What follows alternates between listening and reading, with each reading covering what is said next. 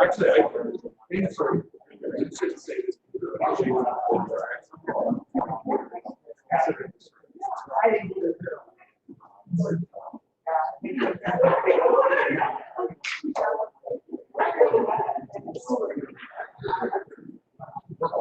You guys are so proud.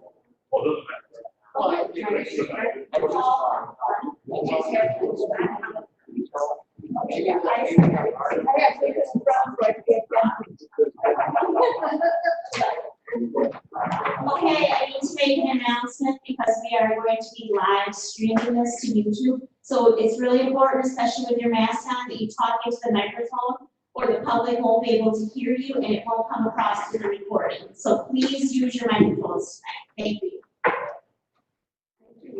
Hey Ruth, there's something in the front here for you. Oh, You can pick somebody out in there. he's not that skinny anymore. I know all these guys.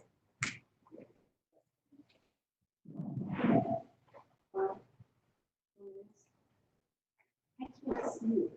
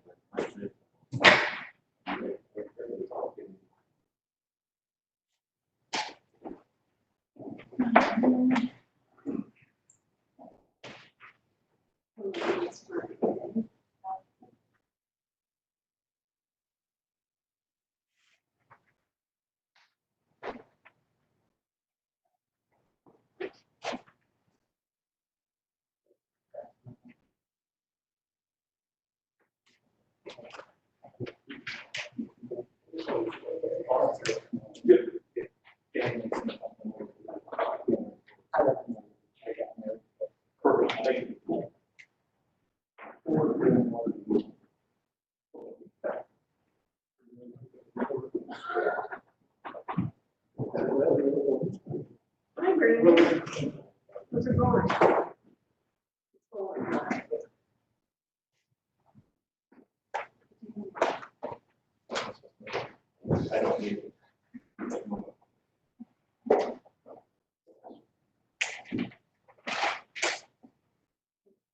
I know someone says pinch your nose.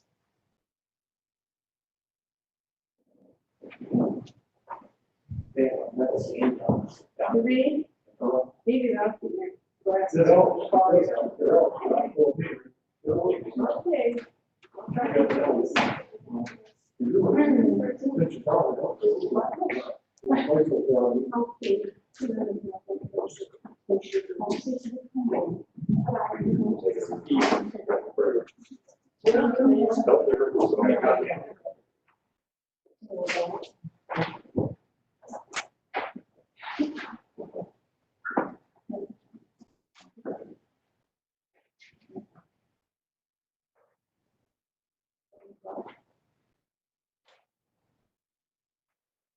Okay, good evening.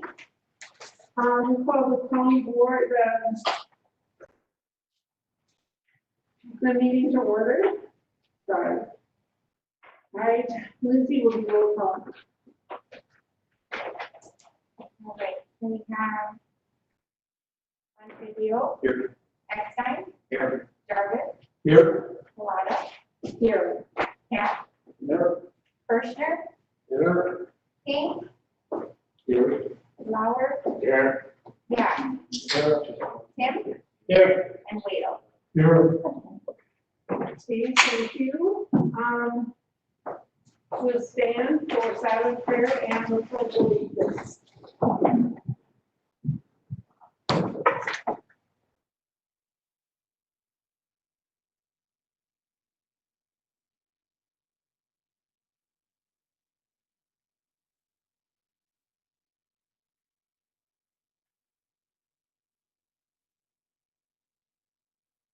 Pledge allegiance to the flag of the United States of America and to the republic for which it stands, one nation, under God, indivisible, with liberty and justice for all.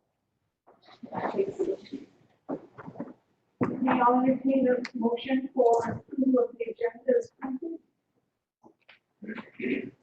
Motion by Jarvis, second by Cap. Do you have any questions or comments? All in favor? Aye. Opposed, same sign.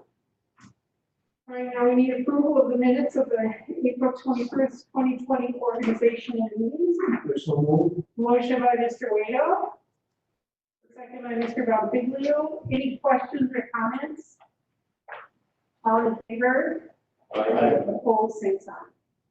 We have no unfinished business, so we're going to go right on to new business and reports. First will be the county administrator's monthly report, Administrator Civic. Thank you, Madam Chair. Members of the board and members of the public, I'm going to remove my mask because I'm at least 6 feet from Lindsay and my glasses fogged up and I can't read and this thing is rather opaque, so I ended up inhaling carbon dioxide, so it's a little difficult.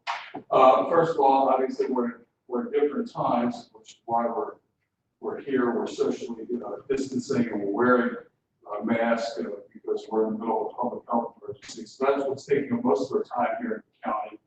I do want to say that the Sherritt County is very proactive in its culture, which is why in late February we formed the coronavirus response team, probably about a week or two before everybody else did, and why about a month ago we formed the economic recovery task force, because we anticipated that this was probably the task of reopening the economy was going to come downhill to us here at the county level. In fact, it came a little more suddenly than we expected it to.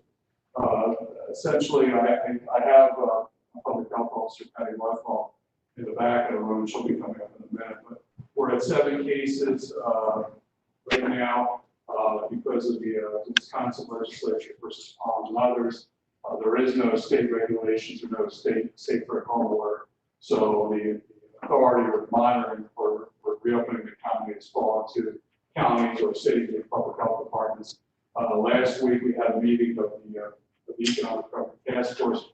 We had a very good job by the Corporation Counsel Zowski and I know Ms. Wallfile, I believe the environmental health nurse Mary Roble got together and drafted very quickly some recommendations for folks. And for those of you who attended that meeting, you notice that the community leaders and the business leaders here in Sherritt County, particularly the restaurateurs and tavern owners, have been very responsible, very cooperative. Fortunately, we didn't have the sort of circus scene that you saw all over national and international news within an hour after the Supreme Court decision came down. There were a number of taverns in the state where people were standing shoulder to shoulder without any masks and potentially spreading COVID-19. Right now, the problem with reopening the economy isn't the fact that people can't have their businesses open. It's the fact that a lot of people are still apprehensive. And that's going to continue until they feel more comfortable being in public and participating in the economy, going to restaurants, going to taverns. And obviously, ultimately, the end game for this crisis will be the development of the vaccine. So I just want to say that we're doing pretty good. It's not magic, it's not just luck, it's because the people will Sherritt County have done a phenomenal job of self-isolating, social distancing, wearing masks, washing their hands, following all those best practices. We have to understand too that the county is not an island. The county is a commuter county. On the east side, people travel to Oshkosh and Fox cities to their work, and that is that I-41 corridor is a hot spot. And on the west side, people tend to go to work and shop north on 39. So we can't isolate ourselves. People come through our highways. But if people simply follow the recommendations that our public health officials have followed, we should be able to keep this under control and minimize contagion. And I won't make any promises, but so far we haven't had deaths, and we'll also like to minimize that to keep it at zero if at all possible. So I'm going to exercise my prerogative because this is my time report. I want to ask public health folks to come up and give you all an update. Finish up my report. Good evening, I'll be brief. Excuse my being a little casual tonight. We're doing our Coloma drive-through play. We did 113. In Wild Girls, we've done 101. And in the Wild Girls play, we go 101, we went on one house. So that was pretty tricky.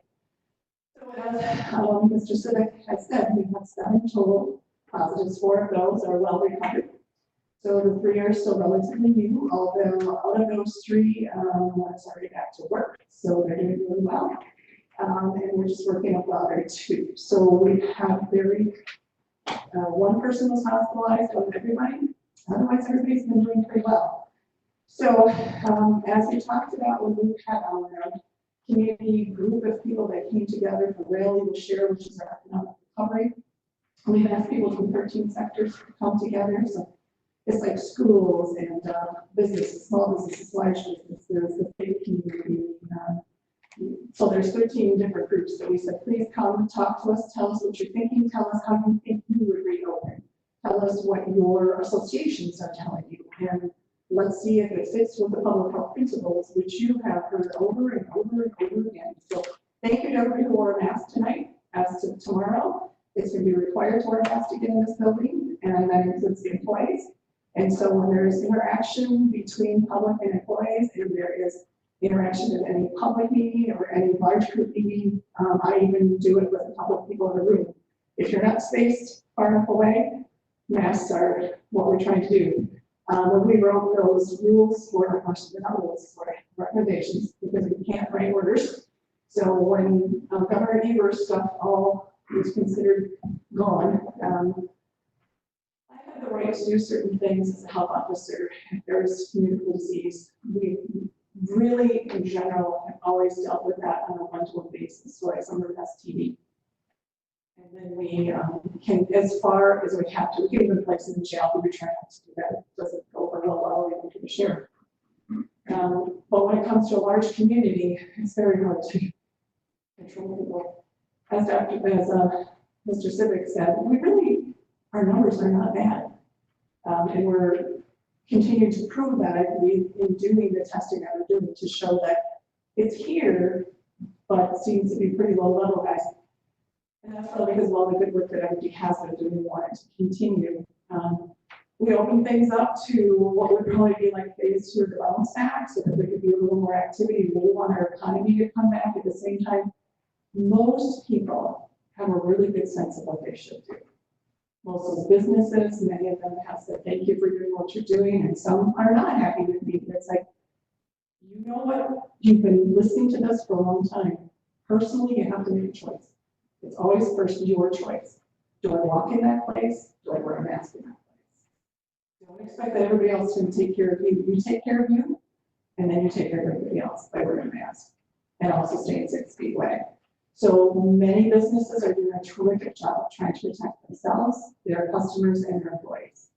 It's just the way it has to be for quite a while. So let's hope it stays that way, because things are looking not too bad in the Sheriff County, but we don't want to tell people to not be vigilant, because this is a weird virus, and we find people that are positive that have no symptoms, and people that seem like they have a lot of symptoms and are negative. It's just the weirdest thing. So just be careful out there. Consider everybody a potential issue, and we'll just continue to do what we can. Yep, Robert? Has there been any, I know it's pretty minimal, but any cases that have had it and they recover, they have these so-called antibodies that are, or has not that been checked on?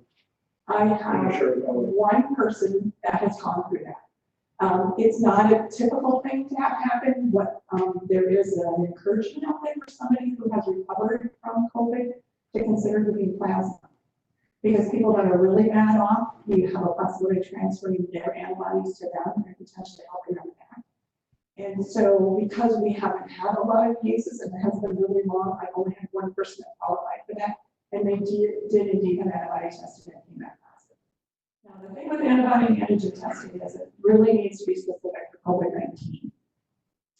Otherwise, all of them, to my knowledge, are for coronaviruses, and there's more than one.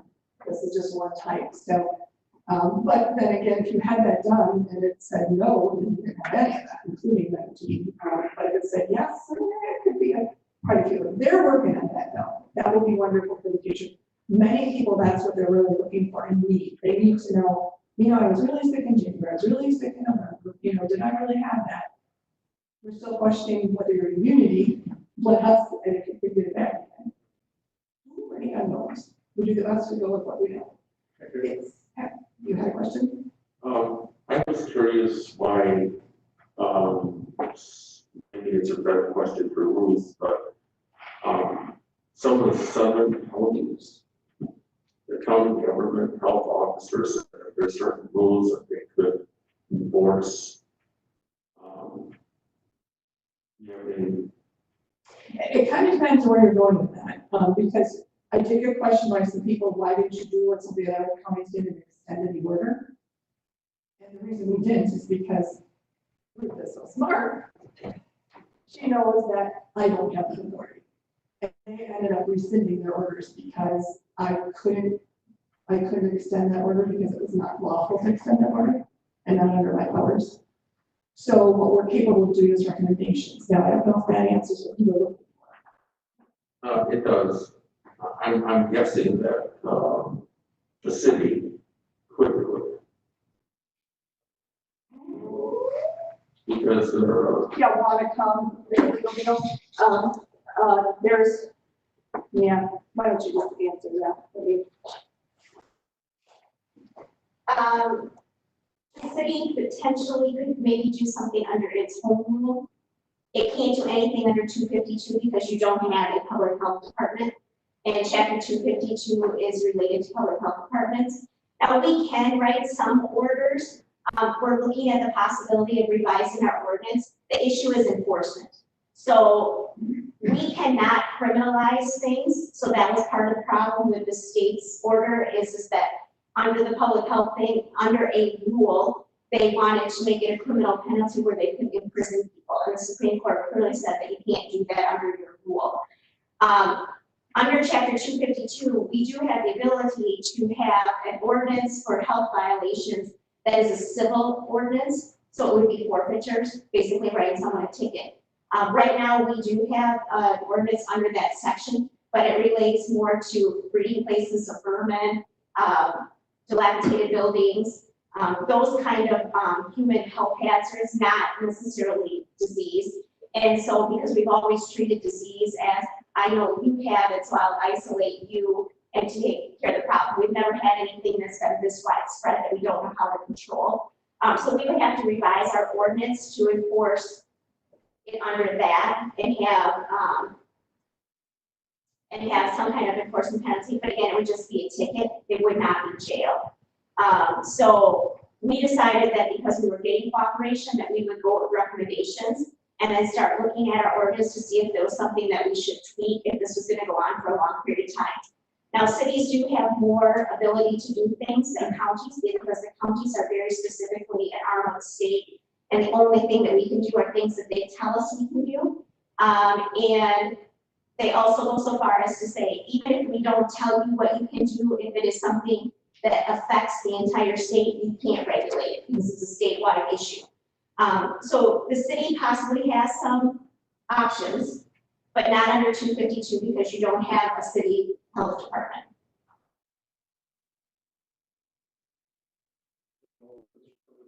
Which one of you, but over in Richard, we had a huge population on. 2 weeks ago, I didn't take my phone out and film it, but I went down the road and there was at least 25, 30 buggies and a family. And then that evening, there was same amount of young people playing volleyball, and they were not 6 feet apart. You can't be 6 feet apart and play volleyball. No. Has there been any correspondence with the Amish? I mean, prior to this being lifted? Yep, we met with them personally.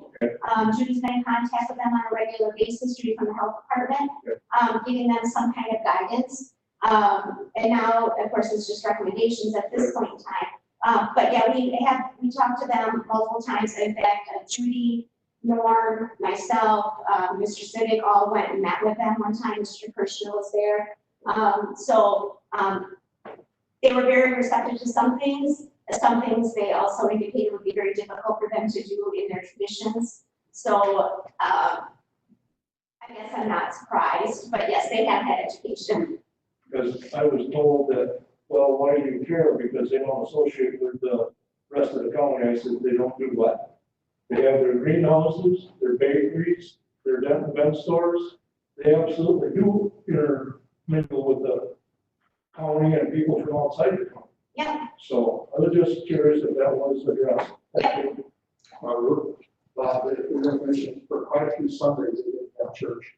I know they have, they 2 weeks ago they did. Yeah, and there was supposed to be, have church services, and that was it, there was no lunch or anything like that, so. They had the volleyball, so that's. Yeah, they had a wedding for them. Judy had talked to them, told them about trying to distance and, we find that for everybody though, that, you know, you heard that when bars opened in places in Wisconsin, they just did whatever. And some places really tried hard, including some in our county, you know, we're like, what can I do to try and control this? It goes back to that, you have personal choice. So one is that someplace looks like they're not following the rules. What did you do before? You like the customer service, you like the product, whatever you didn't go in and get like that stuff. So in this case, you can include safety for any business. Judy has been in contact with, we knew that the garden center open, and she went there several times to make sure signage was up. Told them the best she could what she felt that the worst things, the best things would be to do the best they could. Yeah, be 24/7, I understand. Oh, absolutely, and we actually are, you know, like we've talked about, there's only so much authority that we have to, you know, I mean, and when it comes down to authority, it tends to be that we ask either one of my persons with licensed facilities or someone else calls them up and says, hey, we heard this, we'd like this, and we can send the police to kind of maybe bulk it up, because you know, people tend to be afraid of people with a gun. But we talked about what the authority was, and it pretty much is, I'm just saying, say to you, this is not what we want to see happen. And so we know that other things have happened in other ways. We mentioned our community, testing involved. We have also asked the Amish to let us tested this one, have responded back to us. Because we usually have to do something, you know, just a little bit different as far as immunizations and other stuff. So we want to make sure that we meet their needs and don't treat them like they're different. As you mentioned, people are like, oh, they're different. No, they get sick, they interact. We want them safe too. You know, this is just safety, a good safety path for everybody. So that answered everything everybody wanted. Let's see more. Oh, yes. But can't you be more specific about where the cases are located?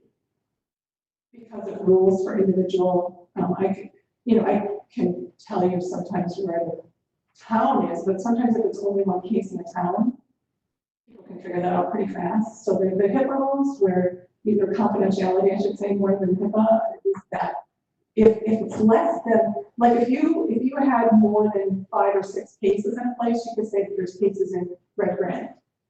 But if there's only 1 or 2, people figure that out pretty fast. But frankly, what I've discovered is that most of our residents, they just tell everybody anyway, so it's already found. If you don't know, you just haven't been in the right grapevine in an area, because I'll tell you, we tell the person and they've already told 16 people. I don't know what's so secret about it. You know, It's their personal information. You know, if I'm sick with something, I have the right to not tell anybody else that I'm sick with it. As long as we're already taking care, most people who are positive, first of all, they're not the ones to worry about. They're already isolated for as long as they need to be based on our rules. And then we do what's called contact tracing. And so we find out who they've been with. We make many of them stay home or get tested. So the people you should worry about is the people that are in your grocery store, walking down your street and not following safe rules. They're too close to, they're not putting a mask on, they're not cleaning up. Those are the people to worry about, the unknowns. but if you knew who it was, you would avoid that area or that home or whatever it would be. The home for one would not be an issue. The home isn't an issue. I mean, you're probably not going to go to somebody's private home without them inviting you, right? And if they're positive, if they're inviting you in, they are breaking a major rule. So the area that it's in also should not be an issue. It's really, you know, it's droplet to like drop on here kind of thing. So that's why we clean up a lot of these things. That's why we're asking people to wear masks. Most of the time, you're talking about 6 feet, 8 feet maybe. Do people like on the fire department or EMTs, do they know who Yes, got they it? do. What we do is we tell dispatch the address. We share the address with them, so if an ambulance had to go out, a fire department had to go out, the sheriff's department had to go out, they get an address and they grab it. Yes, that is exactly who we do share with, because that's appropriate for them to know, like, for emergency reasons. Because they will now have personal contact.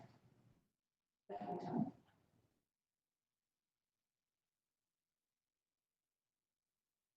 Thank you for your time. Took much more than expected to. Thanks.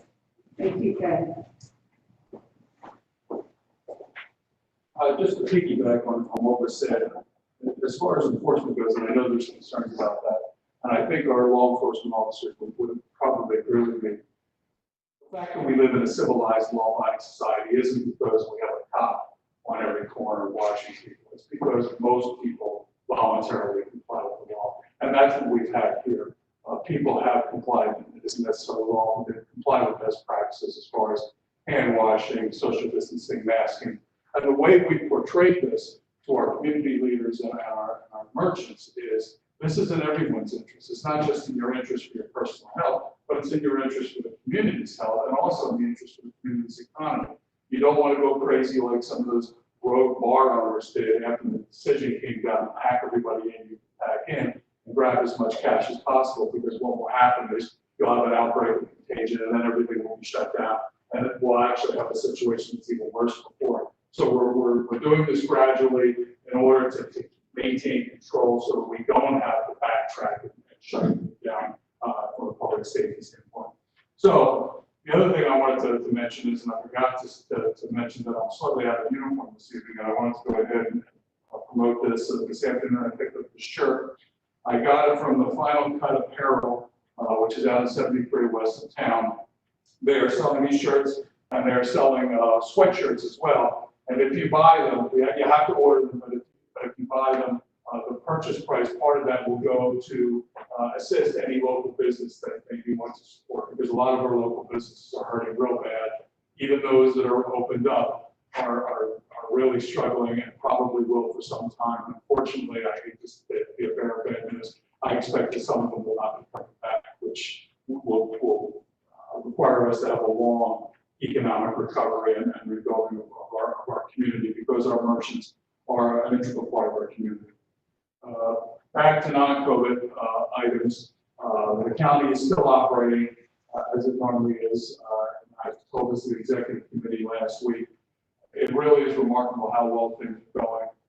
That's not just a tribute to the residents who are following best practices to keep this virus from overwhelming us, but it's also the employees are doing a great job of adapting to the situation. Some of them are working at home if it's possible, and they're adapting the practices in order to keep this workplace safe and keeping their spirits up, continuing to do the work that they have to do. The last thing I want to mention is, as I said, the business of the county continues, and that includes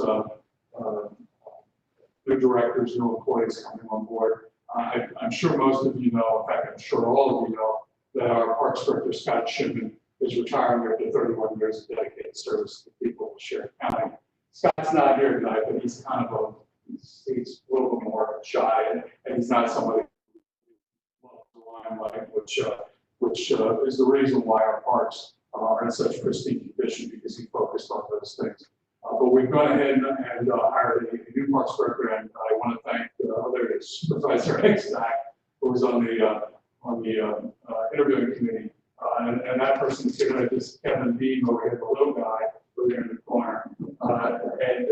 He comes from, he has a history of parks management, both in Enid, Oklahoma, and most recently in Two Rivers, Wisconsin. And the reason why he was hired is because he also has a history of parks programming. I know Supervisor King, who sits on the county council, and I didn't mean to say anything bad things about Watoma, but Watoma is the largest city that we have in the county.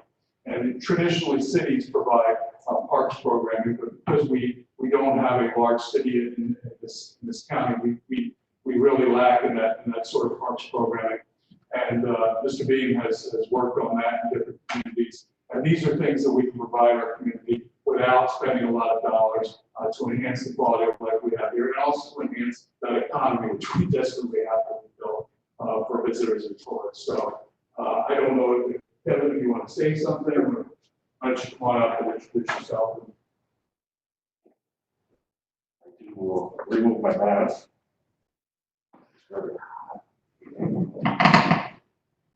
One shorter than I am, so I'm gonna raise it up. Like Mr. Civic said, my name is Kevin Beam. I come with about 28 years of experience in Parks and Recreation. Started on the maintenance side when I was about 16 years old, picking up trash, and worked my way through. Did a lot of construction stuff. Worked for the city of Waukegan, Illinois for 21 years, and then Madison, Wisconsin, Enid, Oklahoma, and Two Rivers, Wisconsin. And I'm finally here in North Shore County. Looking forward to working with the community, developing programs, enhancing the parks that we have, and really building a sense of community with not only the citizens of North Shore County, but our visitors as well. With that, share our Facebook page, get out and like it. It's North Shore County Parks on Facebook. I'll give a shameless plug for us. Get out, share it, visit it. We're going to be updating it daily here as soon as I get my feet underneath me, and sharing information about our parks and our community. I'll see you out in the parks. Thank you. Does anyone have any questions? Am I the only one up here with a Facebook page?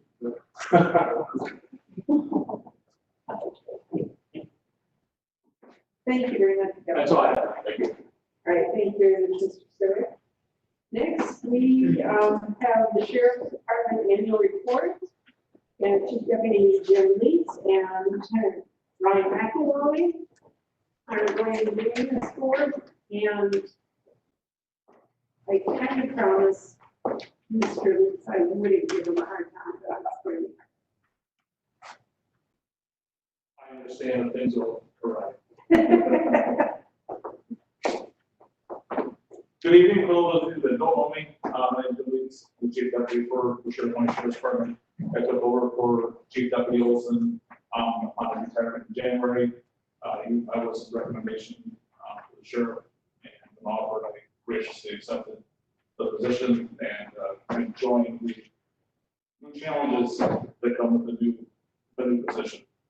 Sheriff Zilke can't be here tonight as he is currently out of the area, and asked that I do the annual report for the sheriff's department. Where was that share screen? I got it. Okay. I just have one question. Are you planning on going to every one of these slides?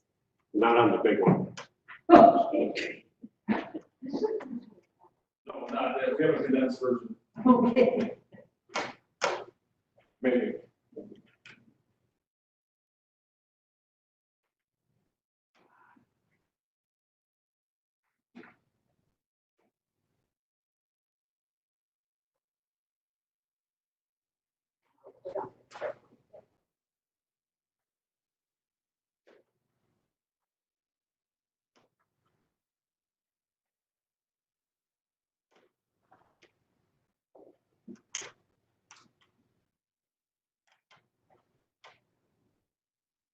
Just change the batteries.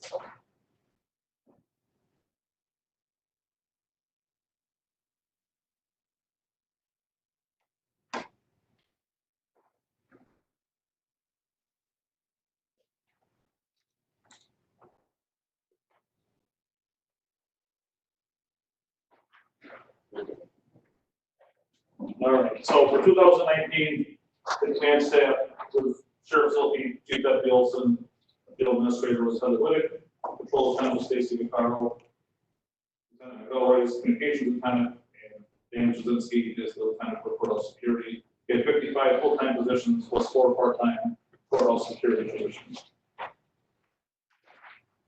Major project for 2019 included communications tower upgrade. Continue to work on a single point entry upgrades for the courthouse. And then K9 storm with handler Scott Egan. He went to Canada and trained for a week. Each day was 10 hours or 70 hours total. And they've been in service and doing a fantastic job. He has a dog that's highly energetic. We completed the install of all the new in-car cameras, which include an upgrade to high definition and changed the working uniforms for both the jail staff and the road staff. Their court uniforms remain the brown that I'm wearing tonight, and their work uniform is black.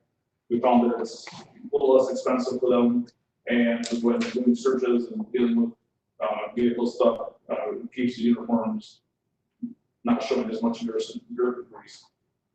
So it's been a welcome change for them. Drug investigations. We had 23 search warrants executed. Drugs seized included heroin, methamphetamine, marijuana, Suboxone, oxycodone, the THC vaping cartridges that you see people use in the e-cigarettes have become very popular, and then cocaine. Spent $12,019 in controlled buys, reimbursed by the MEG unit by 100%. 2019 was Sherritt County spent the most money purchasing drugs, and the MEG unit, which includes Portage Wood, Wapaka, Green Lake, and Marquette County.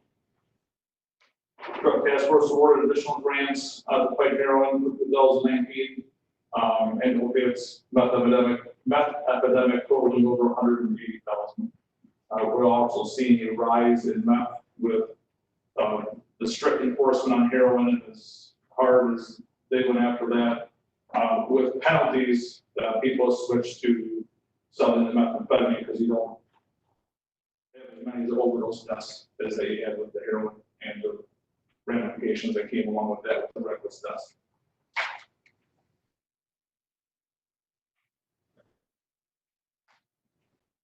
This is an overview of total calls per agencies, with Sherritt obviously being, the county being number one with all the calls, high up in the 9,000s. Tacoma Police Department, followed by Red Granite, Plainfield, Tacoma, Wild Rose, and then Hancock and Wisconsin State Patrol at the end. That's a comparison from 2012 to 2019.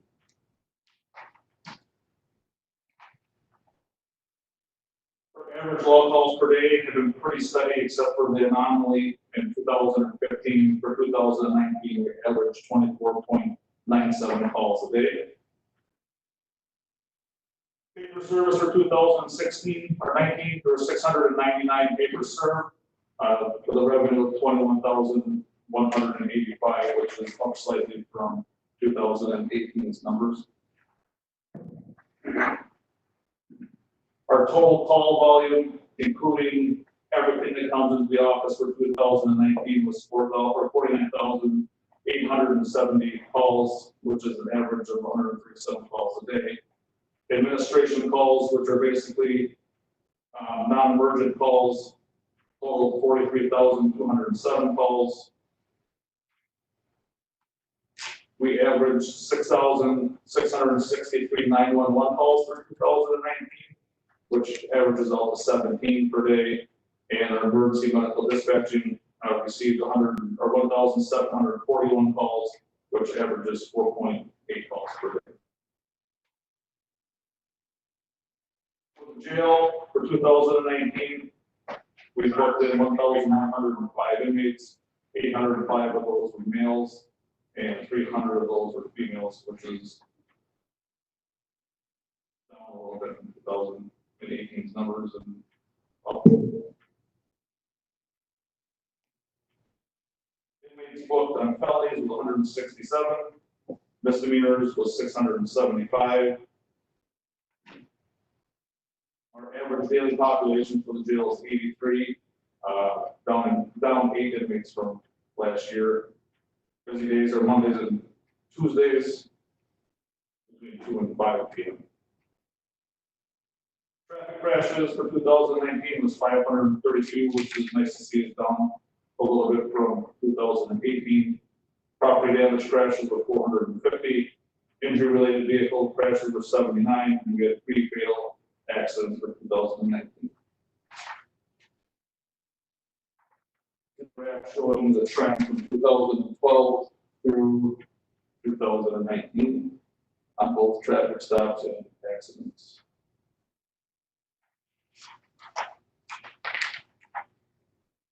Sex offense investigations for 2019 totaled 41. And robberies, we got 1. The graph showing the burglaries for 2019, we had 49, up quite a bit from 2018. Starting in January of 2019, we had a rash of burglaries on the west end of the county. From January to about May. May things died down a little bit. Summer wasn't as busy, but then as soon as the seasonal properties were boarded up for the year and everybody went south or wherever they had permanent homes, we saw an uptick again in burglaries. Shortly after the start of 2020, we had received some fairly good information in regards to those burglaries and did a great job of following up and investigating on that, and ended up teaming up with Adams and Portage County and solved the burglary ring. I want to say, Ryan, what we have almost 35 burglaries in our county, and I think there was a total of almost 50 when added into Portage and Adams County. So it was a pretty good stop to that for us, because it was driving us crazy trying to catch these guys doing it. It was took a little bit longer given they knew the area over there. That's all they did all day was drive around, look for houses that didn't have people there. So they had to leg up on us a little bit for a while. Assaults for 2019 were at 87.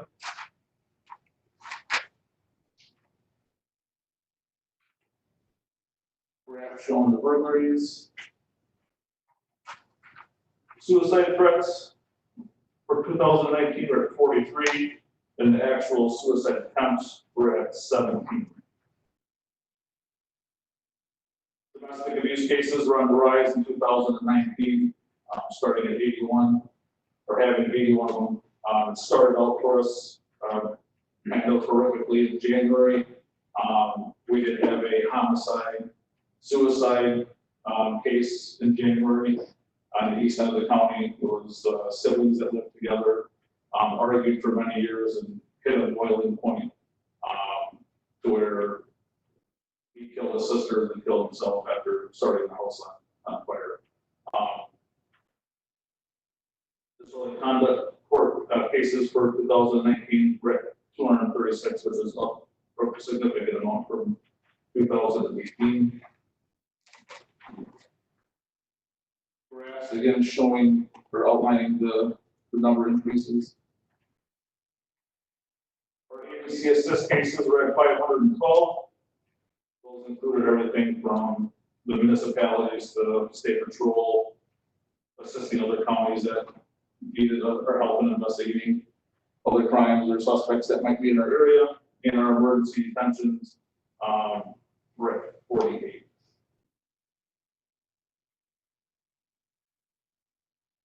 We did 70 cell phone tablets on our Celebrate equipment.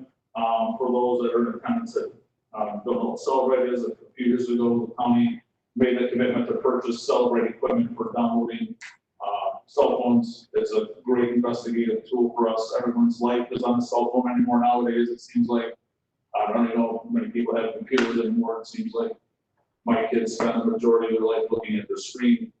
So there's a vast amount of information that we are always having to send phones out to the state or to other counties to have that done, which increased case times and travel time back and forth. So we made the investment into the software, and it has been a wonderful asset for us for investigations for not only the child sex stuff, but also for the drug investigations.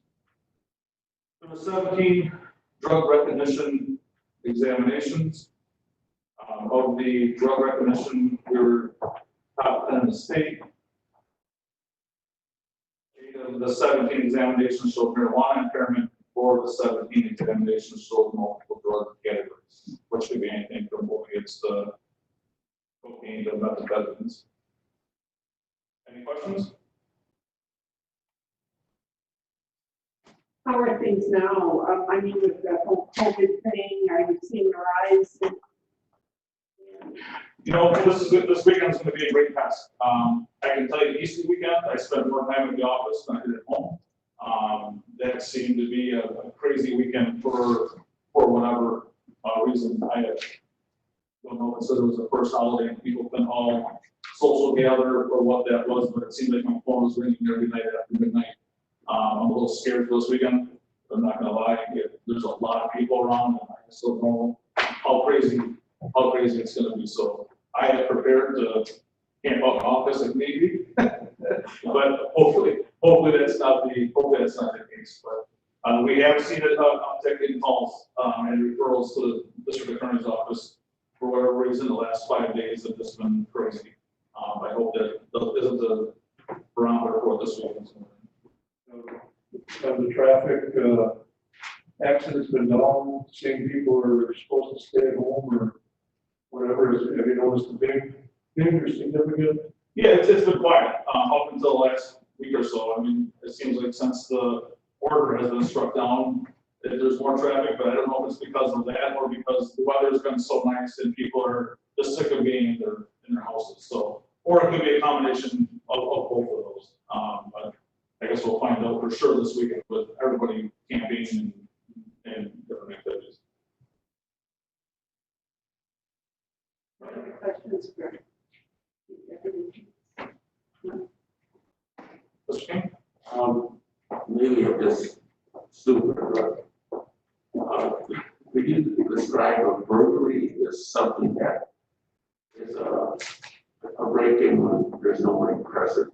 Robbery is when someone's present. Yep, a robbery would be if you're at the gas station or in the grocery store and somebody comes with a gun and demands money from the It's suicide, right? Yep. Yep, and then a burglary would be, and there's a difference. If someone just breaks into your house and doesn't take anything, it's trespass to a dwelling. If somebody breaks into your house and steals something, then it's a burglary. So that would be the biggest difference. All right, well, thank you. Thank you. And on this question, if there's nobody in there and they burglarize your house, is it different if you happen to be there? No, it's still a felony. Still just a burglary. Yep, still a burglary. Anything else? Thank you very much. Thank you. Right, next, we're going to go to discussion of possible motion action items. And first is the appointment of the Sheriff County Parks Director. Motion by Mr. King, second by Mr. Eckstein to approve, I assume. Yes. Okay. All in favor? Opposed, same sign. Welcome aboard. All right, we have resolution number 10-05-20, resignation of depositories, and that was in your packet. Be sure you look that over, and I'll make a motion to approve. Motion by Mr. Bonfiglio, second by Mr. Papp. Any questions? Hearing none, all in favor? Opposed, same sign. Next, we have resolution number 11-05-20, extending resolution number 08-03-20, a resolution issuing an emergency declaration pursuant to section 323-11 Wisconsin statutes.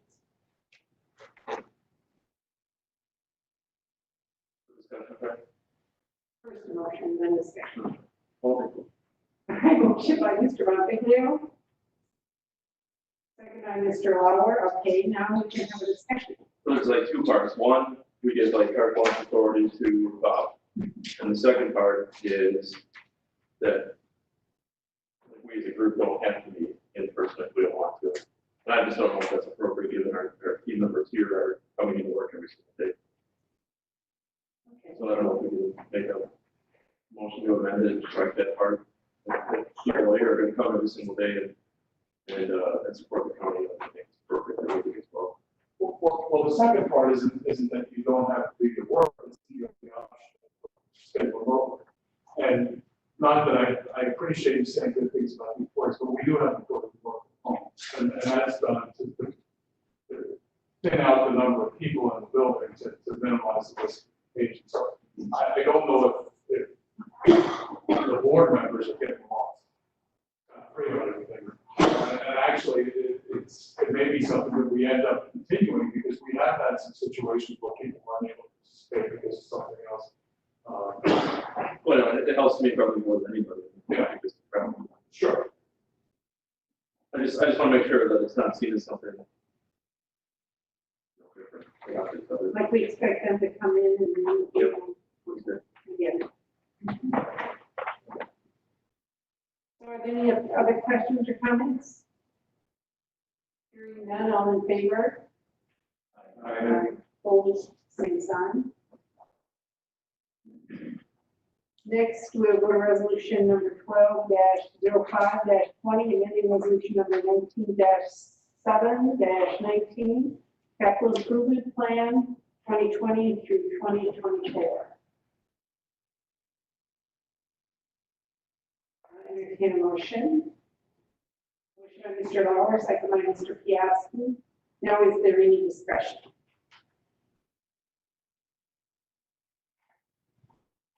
Do a roll call vote, Ruth? Yes, please. Okay.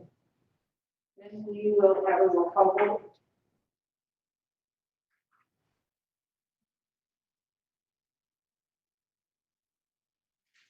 Supervisor Bonfiglio. Yes. Supervisor Exton. Yes. Supervisor Jarvis. Yes. Supervisor Collada. Yes. Supervisor Cap.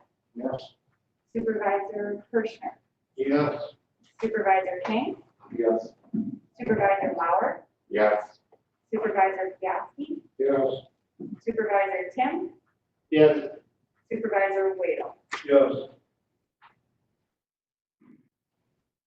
Okay, thank you. Next, we have resolution number 13-05-20, a resolution acknowledging the commendable service of George Peterman as the sheriff county supervisor. Motion by Mr. Tim. Second by Mr. Piasky. Any comments or questions? Hearing none, all in favor? Opposed, same sign. And next, we're going to go to appointments. And this is the Highway Traffic Safety Commission. All terms run from May 2020 through April 2020. 22, I'm sorry. That didn't sound quite right. April 2022. Brian Donaldson, EMS Director. Brian Freimark, Highway Department Commissioner. Tracy Frost, Wisconsin Department of Transportation. Tony Chemnitz, Wisconsin Department of Transportation, Mary Levine, AODA Prevention Coordinator, Alan Lucchini, Fire Services Rep, Darlene Mastercola, Administrative Assistant, Sheriff's Department, Wally Zolke, Wisconsin County Sheriff, Rick Oleg, Wisconsin Department of Transportation, Michael Nash, Wisconsin Department of Transportation, Mark Piasky, County Board Representative, Steve Riley, Watoma Schools Transportation Coordinator, Matt Strickland, Wisconsin State Patrol, Amanda Toma, Medical Examiner, Stacy McCarroll, Patrol Lieutenant, Sheriff's Department, Eddie Wolfile, Public Health, Jerry Wyland, Citizen Member, Paul Weiss, City of Watoma Police Chief, and Rizowski, Corporation Counsel, Legal Representative. Motion to approve the nominations. Motion by Mr. Waddle, second by Mr. King. All in favor? Opposed, same sign. Thank you. Next, we have the Craig County Regional Economic Development Corporation. That would be Linda Freudenthal from Watoma. Her term is May 2020 to April 2022. Jody Jansen, Wild Rose, term May 2020 through April 2022. Motion by Mr. Jarvis, second by Mr. King. Any questions? Yes, Larry. These appointments used to be made by the Economic Development Corporation, the local one.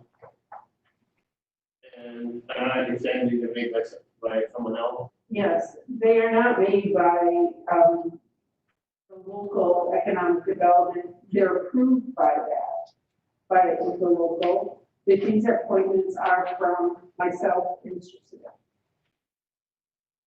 You want to?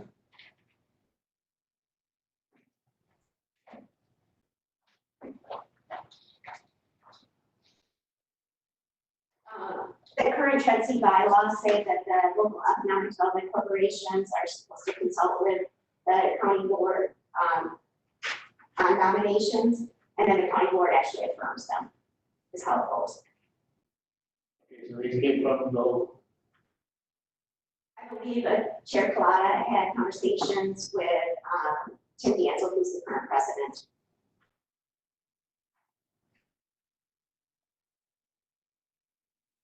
Any other questions? Hearing none, all in favor? Aye. Opposed? Phoenix Cap Services Board, at our last meeting, Mr. Jarvis was taken off of Cap Services and Mr. Wadle was put on in his place. And then afterwards, we found out that Mr. Jarvis holds another office with Cap Services. I talked to Mr. Wadle, who was very gracious and offered to step off of that committee so that Mr. Jarvis could be, remain on that committee. So I will entertain a motion to approve Mr. Cap and Mr. Kirschman. Thank you very much, Bob. Yep. Appreciate it. All right, all in favor? Opposed, same sign. All right, board suggestions for future agenda items? Yes, Mr. Wheel. Has the powers that be, I don't know if that's Bob's department or who's, but it was in the Wisconsin County magazine, I believe, that we should be aware of shortfalls as far as like taxes and that. How are we sitting right now? Is there any indication if we're where we should be or if we lag behind on account of this virus? Yeah, that's a great question because I don't know if I mentioned this from my report. We have the budget season has begun. So if COVID-19 hasn't aggravated enough, we'll have a budget to keep going. And it will be a tough budget. One of the things that, talking about economic development, one of the things that I've always complained about is that our tax base is very narrow. But that has actually ended up being a blessing in disguise in this situation because we get very little of our revenue from sales tax, whereas the cities and the Fox cities and more urban areas get lots of revenue from sales tax. So we're not going to take as much of a hit because this is primarily affecting commercial activity, sales tax. It's not really affecting the value of real estate or the taxes thereof. Now, having said that, we will probably have an uptick in defaults, people not paying the taxes, but I don't see that as being really substantial because let's face it, when you're looking at your family budget, you want to hold on to your house, or if you're a farmer, you want to hold on to your cropland. In fact, agriculture is not going to get other than dairy, so we probably won't take the hit that a lot of other counties are going to take. Now, that's not to say that it's going to be each payment or not, but we are monitoring the situation. So far, we are able to go ahead and pay our bills, and we are actually having some cost savings here in the county because of COVID-19, mainly because no one's traveling. So we don't have any of those expenses we normally have for that,